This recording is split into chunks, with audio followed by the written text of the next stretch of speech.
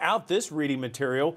It's a new month and a new cover for Memphis Magazine. There it is there. That's the February food issue, including a reader's restaurant poll, the results of it, best new restaurants, Memphis Technology Awards, all kinds of things. Joining me now to talk about that and much more, Anna Traverse-Vogel, CEO, Contemporary Media. They publish the Memphis Flyer, Memphis Magazine. Anna, good morning. How are you? Good morning, Andrew. I'm doing okay, thanks. How are you?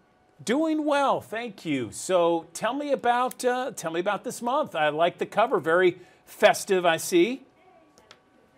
Thank you so much. Yeah, in February each year for an awful lot of years now, we've been publishing a food and dining issue of the magazine. So we've been running the Reader's Restaurant poll for decades at this point, and it's always a delight to see who rises to the top each year. Some of my colleagues will tell me war stories about the old days when they would actually sit around the office hand tabulating paper ballots for the restaurant poll. So you can get a sense of how long we've been at this.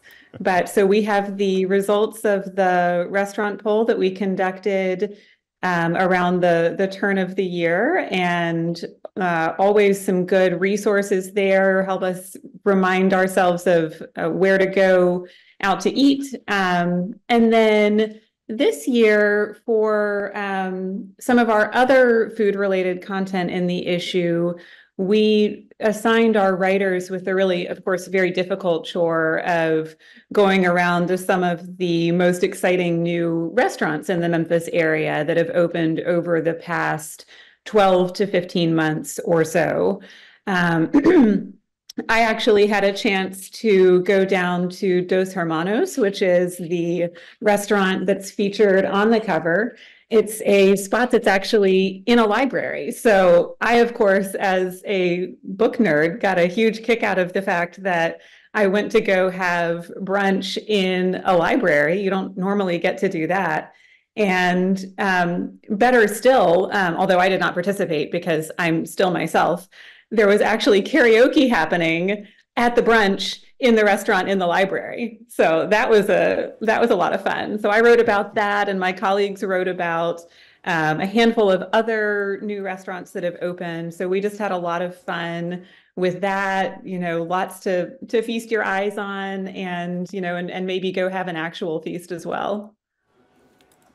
Oh yeah, I mean, Memphis is such a foodie town, and to see these new restaurants all in one place with one article, and the pictures, the quality, the pictures are just so amazing. I love that, and I know you have plenty more. It's not just a food magazine this month. You got plenty more for readers out there. Tell us more. Yeah, we sure do. So in addition to the best new restaurants feature, which, as you said, I just want to take one little moment. It really is, it's gorgeous. Our graphic designer did a beautiful job. The photos look like you can almost take a fork to them.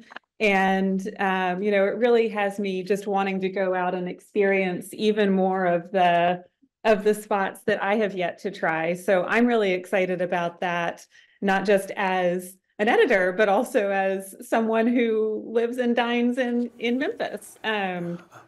So very exciting. In terms of other content that I'd love to highlight, we did introduce our first ever Memphis Technology Awards in February this year. So we produced the Technology Awards feature along with our friends at the Society of Information Management and eBids and some real experts in the field, just wanting to highlight some of the folks around town who are involved in technological innovation and breakthroughs. It's really a sector that has grown so much in the Memphis professional community in recent years. So it was exciting to both get to highlight that and also to learn more about what some of these folks are engaged in. So I hope that people will dive into that content as well. Of course, we've got our Vance Lauderdale feature as always. You know, Anna, I Vance want to jump in for actually, just a second, if you yeah, go ahead, would allow me to. please, You know, please. that's the thing I keep telling people, Anna, is when I see other people, and I feel like, you know, any Memphian that's lived here for a considerable amount of time, you know, we're almost like little ambassadors when we go to these different areas.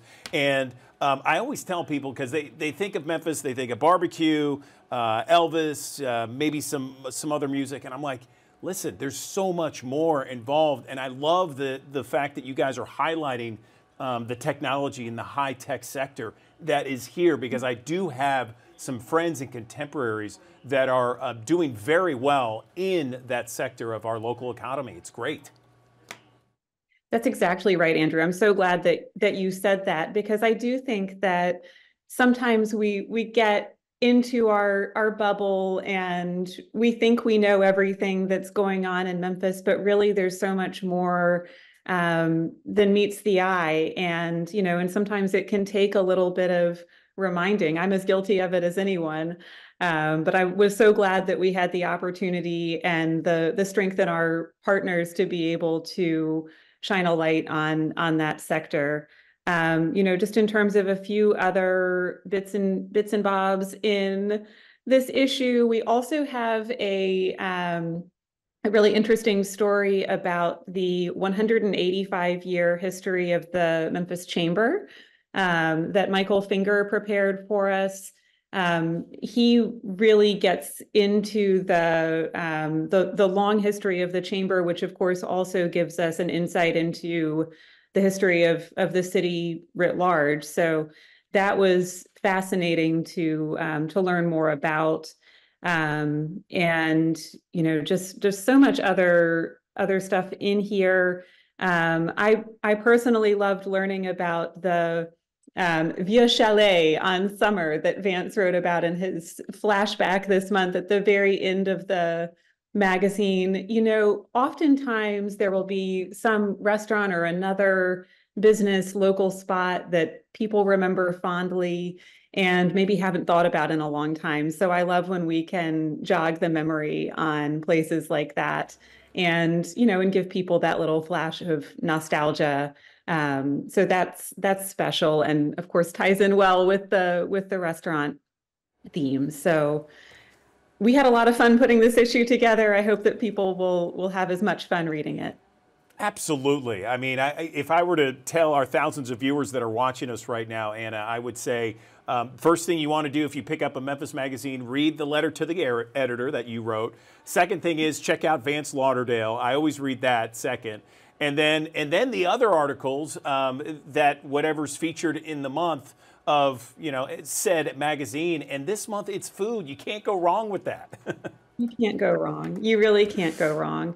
Yeah. And on a heavier and more personal note, I just want to say, you know, this is the first time I've been on the desk since we lost Amanda Hansen, and just wanted to extend my condolences to you and everyone over there. You know, I consider all of y'all friends and family, and Amanda was such a delight. So just wanted to speak her name and say how truly special she was.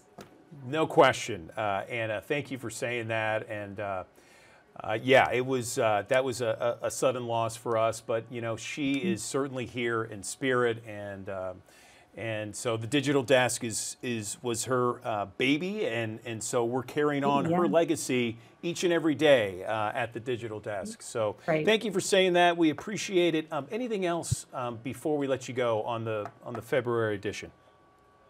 You know, I don't think so. I would just really encourage people to pick up a copy on a local newsstand, maybe consider subscribing. And, you know, we put our heart and soul into this every month, and we do it for our local readers. So I hope people will pick it up, check it out. Absolutely. Can't wait to get mine in the mail. Anna Traverse Vogel, CEO of Contemporary Media.